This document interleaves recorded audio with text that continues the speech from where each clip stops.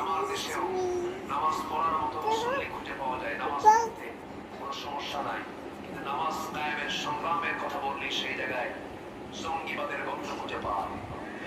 আসতে বলবেন না কেন? নামাজ কায়েম হলে বোতল বন্ধ হয়ে যাবে, নামাজ কায়েম হলে নাইট ক্লাব বন্ধ হয়ে যাবে, নামাজ কায়েম হলে সমাজ থেকে জেনারেটর বন্ধ হয়ে যাবে। মুনাফিক নামাজ পড়তে পারে, মুনাফিক নামাজ কায়েমের সংগ্রাম করতে পারে না। এই জন্য মুনাফিক চেনা যায় নামাজে না ময়দানে, মুনাফিক চেনা যায় নামাজে না জিহাদে,